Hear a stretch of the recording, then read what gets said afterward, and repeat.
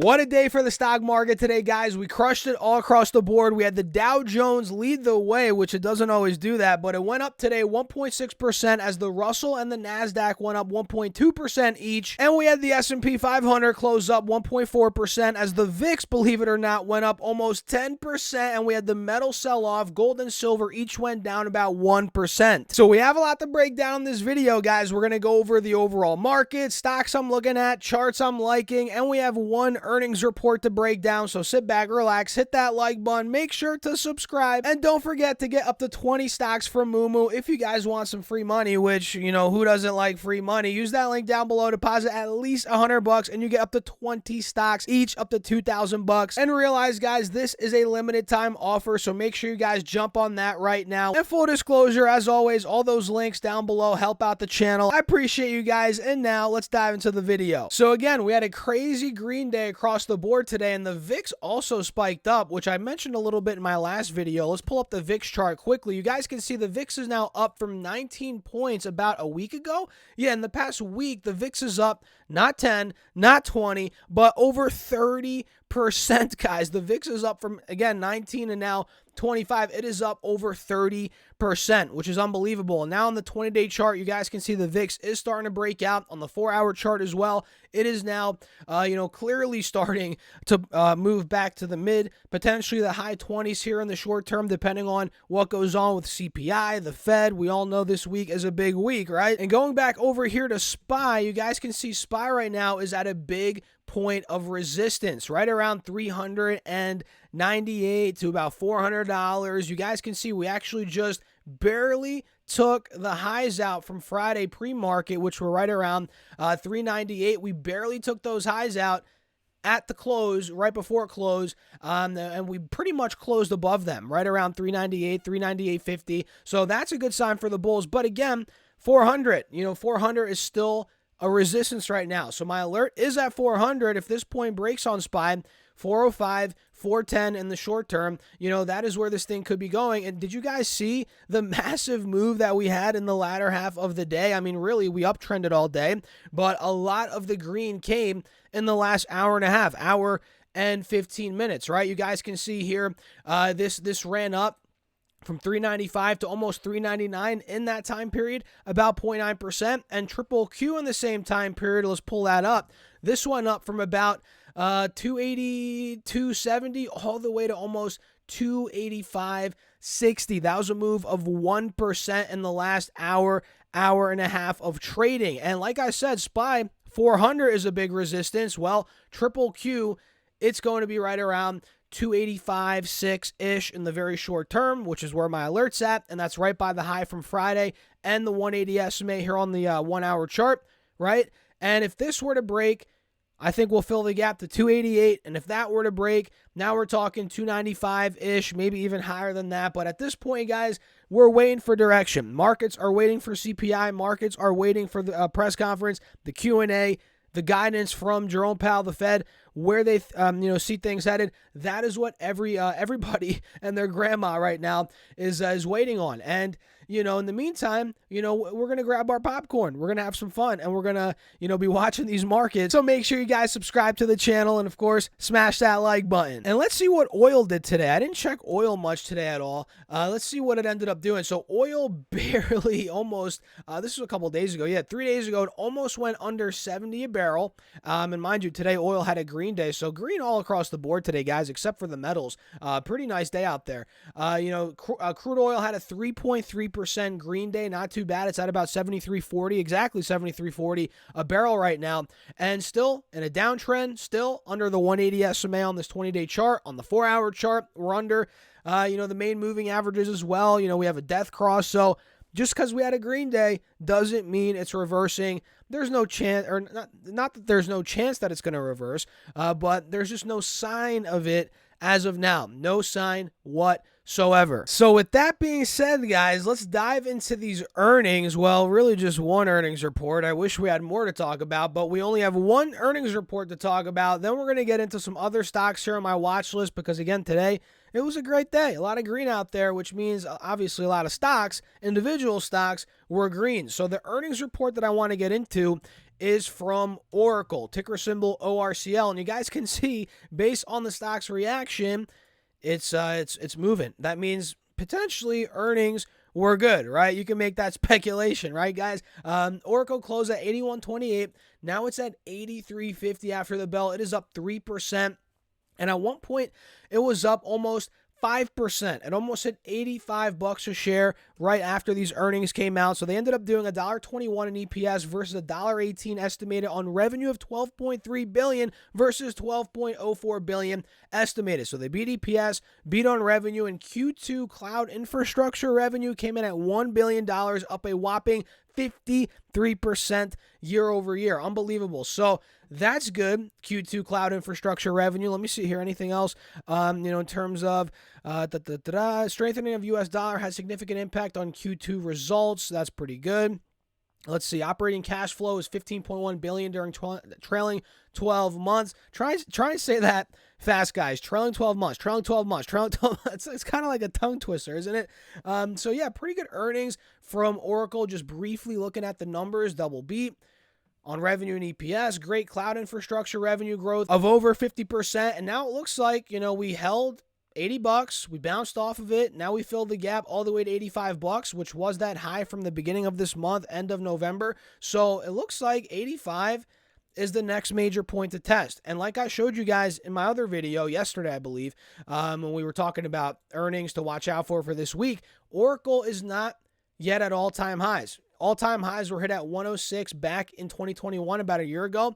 And now that we're about to test 85, we did after the bell. Let's see if we break out of it tomorrow, maybe at some point this week. If we do crack that point, 85, there's a lot more upside based on this chart. This thing could be going 91, 92 next. You guys can see that right here. That was the high from, July, August, September of 2021, so a little over a year ago. If that point were to break, mid-high 90s could be coming. Hundreds could be right around the corner, guys. So Oracle, in my eyes, looks pretty good. I'm watching it. My alert's at $85, and we'll see. We'll see if it plays out. It's not 100% for sure going to play out according to plan, but we're going to be watching it regardless, guys, and I'd love to know your thoughts, as always, in the comments down below. So let's see. What else ended up moving today? We had Coinbase up about 6%, which ended up being the most green stock on my watch list today. Coinbase still in a downtrend, clearly, but actually, wait a second. It looks like, yeah, it did have a green day, but it looks like we hit a fresh low in the morning. Look at that. Pretty interesting turnaround today for Coinbase. So on the 4-hour chart, you can see we hit that 39.33 mark earlier in the pre-market, which is a low here on the 4-hour chart. And off that low, we rallied and we had a pretty good green day. And it looks like from the low, we actually ran about 8% from the pre-market low, and we ended up closing up about 5.8. So yeah, we ended up gapping down initially in the morning, but obviously, again, it recovered and we ended up ripping throughout the entire day. But still, the downtrend is intact on Coinbase, guys. And with everything going on with Bitcoin, with crypto in general, I'm not saying Coinbase is going to go bust. In fact, I don't think they will. But it's one that I'm approaching with caution. Let's just put it that way. So pretty good day for Coinbase.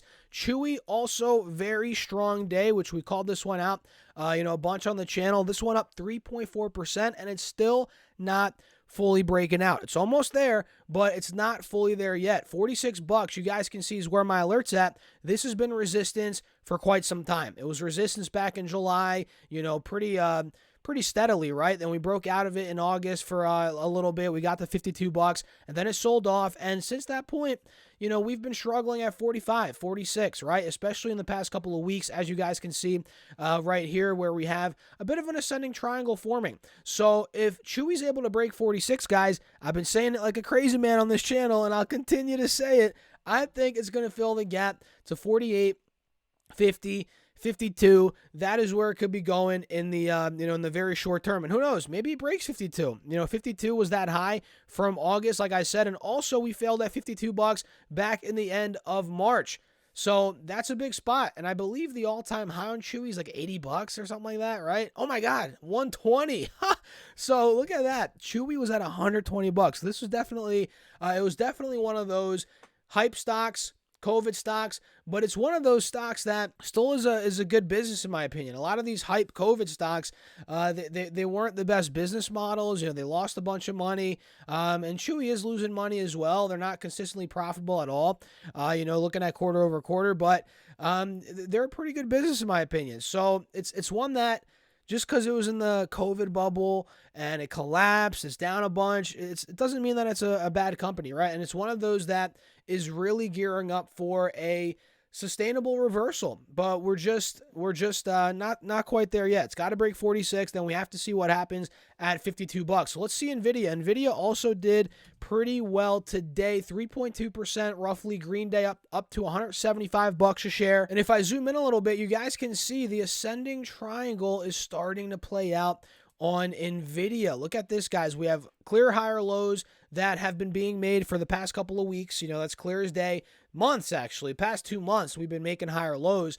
And Nvidia, since the middle of November, it's been peaking at about $170. So we keep squeezing in that in that triangle. We were.